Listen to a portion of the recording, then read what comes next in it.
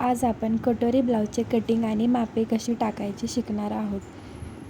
पहिल्यांदा आपण मापाचा ब्लाऊज घेणे, नंतर आपण छातीचे माप मोजून घेणे. ते माप आपले 21 इंच घेतले, त्यात आपण 3 इंच वाढवले व ते संपूर्ण माप 24 इंच भरले. आता आपण 24 इंचाचे निम्मे करून घेतले, ते माप आपले 12 इंच भरले. आता आपण ब्लाऊज पीसची घडी करून घेणे व त्या घडीवरती 12 इंच टाकून घेतले.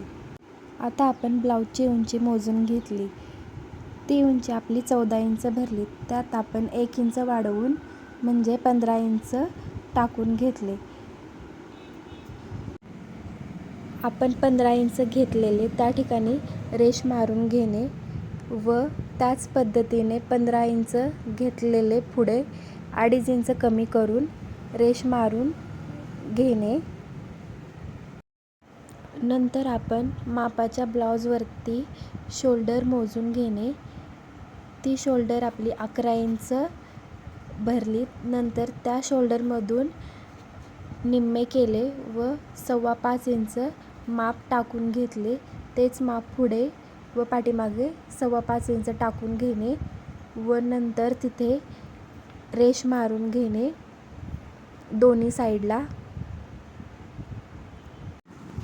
पाठीमागच्या भागातील मुंड्यासाठी आपण टेपवरती 1.25 इंच मोजून घेणे व पुढच्या भागातील मुंड्यासाठी 1.25 इंच टेपवरती मोजून घेणे व आपण पाठीमागच्या साईडला 1.25 इंच घेतले, त्यावरती आकार देऊन घेणे व पुढच्या भागात 1.25 इंचाच्या ठिकाणी आकार देऊन घेणे.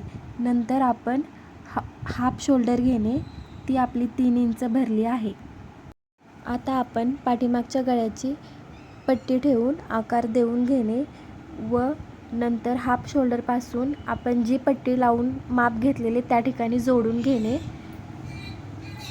आता आपण मापाच्या ब्लाऊजवरती साईड पट्टीचा गळा मोजून घेणे व तो आपला 4.5 इंच भरला आहे, ते माप टाकून घेणे व नंतर त्याखाली अर्धा इंच वाढवून त्रिकोण मारून घेणे. पुढील मुंड्यापासून बाहेरच्या बाजूला 2.5 इंच माप घेणे. नंतर साईड पट्टीचा आकार देऊन घेणे. आता आपण मापे टाकलेली कट करून घेणे. प्रथम शोल्डरच्या रेषेपासून कटिंग करून घेणे, नंतर मुंड्यापासून साईड पट्टीचा भाग कट करून घेणे, नंतर पाठीमागचा भाग कट करून घेणे. अशा पद्धतीने आपले कटिंग करून झालेले आहे. राहिलेला भाग आपण पार्ट 2 मध्ये दाखवणार आहोत. Please subscribe channel.